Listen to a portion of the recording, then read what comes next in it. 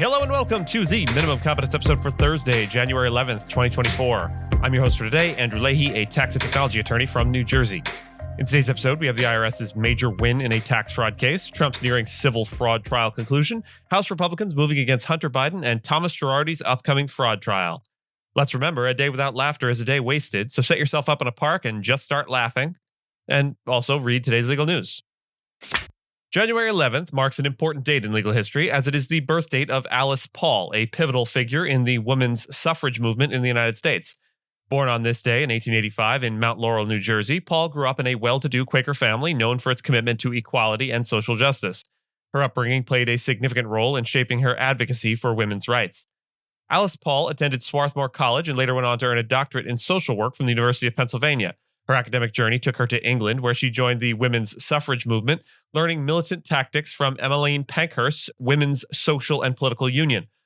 Paul returned to the United States in 1910, bringing with her a new vigor and approach to the suffrage movement. In the U.S., she found the existing suffrage movement lacking in dynamism and urgency. To revitalize it, she joined the National American Women's Suffrage Association, or NAWSA, and quickly became the head of their congressional committee. Her first major campaign was the organization of a suffrage parade in Washington, D.C. on March 3, 1913, strategically timed to coincide with President Woodrow Wilson's inauguration. Paul's tactics were notably more aggressive than those of her predecessors. She organized pickets, parades, and strikes, which often led to her and other suffragists being arrested. Her efforts, however, significantly boosted public awareness and support for the suffrage cause. In 1916, Paul formed the National Woman's Party, or NWP, a more radical group focused solely on securing a constitutional amendment for women's suffrage. The NWP's relentless campaigning, including picketing the White House, was instrumental in leading to the passage of the 19th Amendment in 1920, granting women the right to vote. Following the suffrage victory, Alice Paul continued her advocacy, authoring the Equal Rights Amendment in 1923, a piece of legislation designed to guarantee equal legal rights for all American citizens regardless of sex. Though it has yet to be ratified, the ERA remains a testament to her lifelong commitment to gender equality. Alice Paul's legacy is profound, and her strategies and philosophies continue to influence civil rights movements today. She passed away on July 9, 1977, and was laid to rest in the Westfield Friends Burial Ground in Cinnaminson, New Jersey, continuing to inspire generations of activists in the fight for equality. Happy 138th birthday, Ms. Paul. The recent legal victory of the IRS in a significant tax fraud case involving syndicated easements could mark a turning point in the government's approach to these controversial tax transactions. In the case, real estate developer Jack Fisher, aged 71, was sentenced to 25 years in prison and ordered to pay $458 million in restitution by the U.S. District Court for the Northern District of Georgia. His co-defendant, James Sinnott, received a 23-year sentence and a similar restitution order. The case centered around a fraudulent scheme using syndicated easements where partnerships buy land and donate development rights to claim large tax deductions.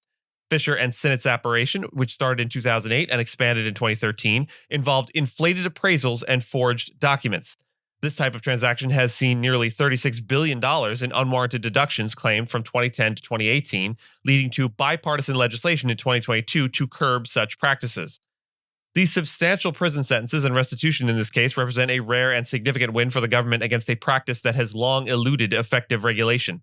The outcome could influence future prosecutions and IRS cases in tax court, making it easier for the IRS to win against similar deals. The case highlights the need for the IRS to effectively review returns and manage valuation-based tax court cases, which have been both challenging and time-consuming. IRS Criminal Investigation Chief Jim Lee emphasized the agency's commitment to tackling abusive tax shelters using their financial expertise. The magnitude of the sentences and restitution should serve as a deterrent to those still promoting syndicated transactions. Legal experts and observers note that the case exposes the blatant valuation abuses in these transactions and underscores the urgency for individuals involved in similar activities to seek legal advice. The case against Ecovest, a company promoting syndicated easements, was settled in March 2023 without admission of wrongdoing, although the government had alleged $3 billion in improper deductions. The outcome of Fisher and Sinnott's case is seen as a warning to others in the industry, signaling the government's increased scrutiny and potential legal repercussions in such tax evasion schemes. The civil fraud trial involving former U.S. President Donald Trump in New York is nearing its conclusion, with closing arguments scheduled for today. Trump is facing nearly $370 million in penalties as New York Attorney General Letitia James alleges that he and his associates significantly inflated the value of his assets for over a decade to obtain better financial terms from banks. Trump denies these allegations, claiming the trial is politically motivated and a hindrance to his 2024 presidential campaign. Justice Arthur Engoron, who was presiding over the trial, rejected Trump's request to deliver his own closing arguments, aiming to avoid a campaign speech scenario. This trial is one of several legal challenges Trump faces amid his campaign to contest the 2024 election against President Joe Biden. Engoron will deliver the verdict later without a jury after previously finding Trump liable for fraud in September. The focus of the trial has been on determining the amount Trump should pay in ill-gotten gains. Trump has expressed frustration with Engoron's handling of the trial, including a gag order and a $15,000 fine for violating it. The state's lawyers have presented evidence that Trump consistently overvalued his assets. Trump, in his testimony, defended his valuations and accused James and Engoron of political bias.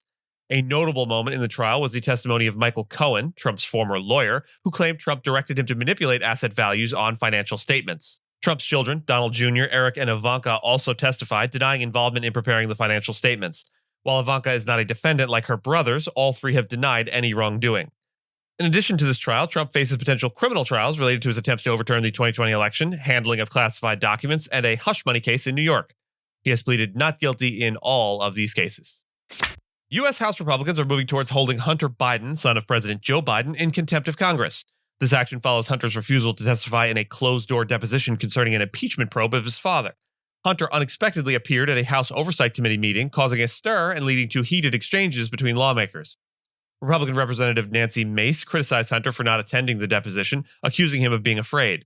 The House Republicans claimed that President Biden and his family improperly benefited from policy actions during his vice presidency from 2009 to 2017, allegations both the White House and Hunter Biden deny. Hunter Biden is facing separate legal issues, including a federal court appearance in Los Angeles regarding unpaid taxes of $1.4 million and charges in Delaware related to lying about drug use while purchasing a handgun. He has pleaded not guilty to the Delaware charges. Democratic Representative Jared Moskowitz questioned why the committee refused Hunter's offer to testify then and there. Hunter Biden's attorney, Abby Lowell, stated that they had previously offered to cooperate with the House committees but were ignored. Lowell criticized the subpoena for a private deposition as a tactic misused by Republicans. The full House usually votes on contempt of Congress certification following a committee vote. Since 2008, the House has held 10 people in contempt, but the Justice Department has only sought indictments for 2, Steve Bannon and Peter Navarro, advisors to former President Donald Trump. There is no precedent for a sitting president's family member being held in contempt of Congress. Contempt of Congress carries a penalty of up to $100,000 and imprisonment for 1 to 12 months. Thomas Girardi, a disbarred plaintiff's attorney, is set to stand trial for fraud beginning May 21st in Los Angeles, significantly earlier than the February 2025 date his lawyers requested. Trial scope will be narrowed to focus on 4 specific cases brought by Girardi's clients, as decided by the prosecutors to avoid delays.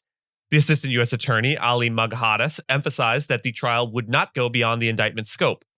Judge Josephine Staten of the Central District of California remarked that the case doesn't seem overly complex and has been pending for quite some time.